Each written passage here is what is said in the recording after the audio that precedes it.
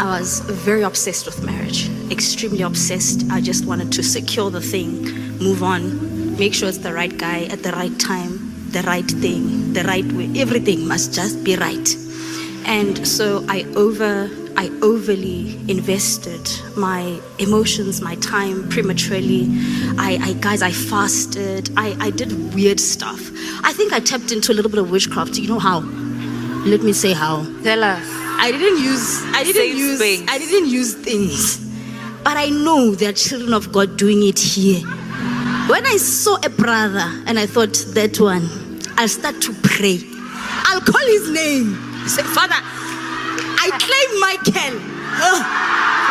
Witchcraft. I was fully into witchcraft. Calling his name, praying. And so I was really heavily deceived by Satan because I was pursuing a man, right? Or some kind of man. Something must come. Not understanding the plan, right, that God had. And I got into so much pain. I fell into so much trouble. I dated this guy for like 7 years. Yo. Grade one. So dating this guy for 7 years, I was honestly deceived, you guys. And here's what I want to tell the ladies who are actively pursuing this perfect man of God, holy man, is that I prayed, yes, but my emotions were more heightened than my desire for the perfect will of God. And so I started having literally deceptive thoughts deposited in me that if this is the guy, God can't give me anyone else. And so the deception was that then I started off and I believed that God said, no, he's the one. And so I started fasting, praying, looking out for wedding dates. Guys, some of you guys are doing this. 25th of September, 2022. And it didn't happen. And I kept on just asking God, like, so what? Am I not hearing you right, Lord? You see, I got myself into pain because I misunderstood how God works. But you want something from God, but you don't even know the God you want that thing from. And that's where the deception comes and you cause yourself pain. And so there I am. Then I actually start hearing from the Lord. Because I believe even in our season where we are deceived by our own emotions, God tests our hearts. And when you really want God, even though you are in the mess of your own situation, he'll find a way to still communicate the right thing to you. So he says, leave this guy. I say, Satan, you are lying. I say, never. I'm like, no, that's not God. I'm like, 7 years. I'm like, and so what happens is, and community is really important as well. When you are in pain or you are causing yourself deception and you're in pain, the pain is even starting just thinking of leaving what you have created. This mystical reality that's not even there, right? That you need community. You need people to be like, but my sister, something's not right? And so I was like, what? Then my friends started saying to me, maybe sister, we need to pray here. We are not sure. I didn't want to hear it. I was like, God can't lie to me. But it's so dangerous to set up a standard for God when you don't understand his character. And here's the thing that God then taught me, said, even if God might show you a rhema, right, about your word for a direction or insight into your life, it can change. What God says today, he says, no, step off the stage from here. Tomorrow he might say, step off the stage from there. And so I was deceived. And then I left the relationship and I was in so much pain. Because I thought, Lord, you wasted I said, Father, you wasted 7 years of my life.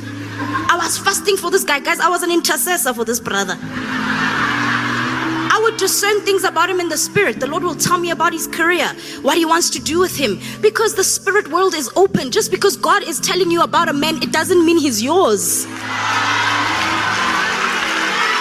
Cannot a Sangoma tell you something? Sangoma can come and tell you something, but it doesn't mean the spirit is from God. So when you pray for someone, you open yourself to the reality of their spiritual reality. So you start to see things. So I said, Lord, I saw that. I saw this. Lord, this, what? And I was like, Lord, am I crazy? And I was in so much pain, guys. I thought, God, you wasted my time. I'm upset. I have to start learning a new brother. Then, after that, I was like, then I said, Lord, it's fine. I don't want. I said, actually, I've wasted so much of my time. Let me just serve God. Let me work on myself.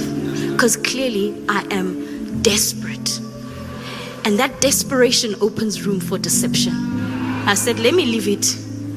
I broke up with this brother. I was crying every day.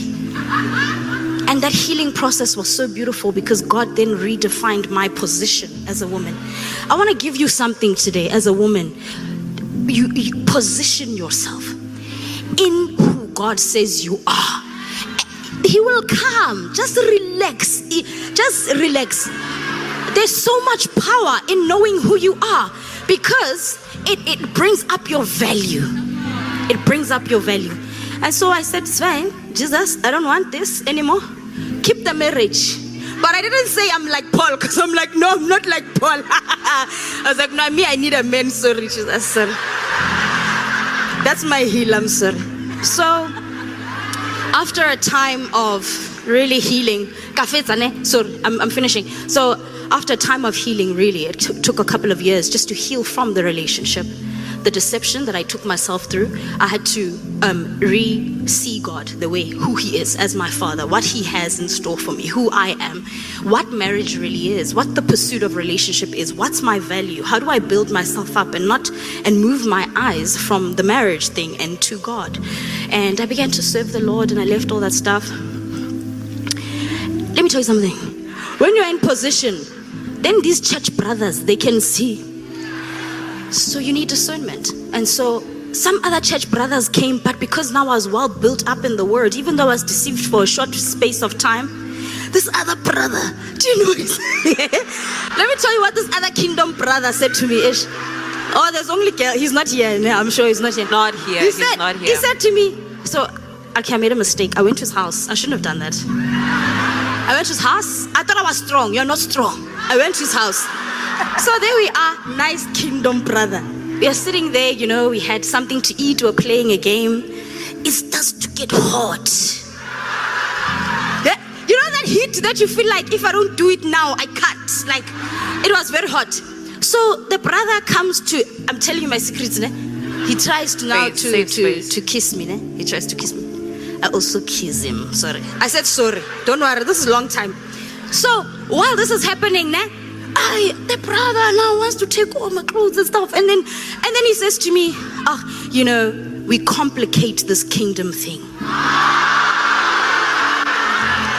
Hey, Luna. I was like, I take my t-shirt. I'm like, it wasn't off, ne? He was just here trying to. I was like, no way, nah. I was like, never. And that was my awakening to say, not even kingdom men who say that they are pursuing a godly woman. So you must know who you are. Who are you really when no one is watching? So I'm kind of glad I went to his house. I was tested and then I left, obvious, because I was like, no way, it's my brother. And after that, the Lord then began to teach me about discernment. Discerning the fruit in a person.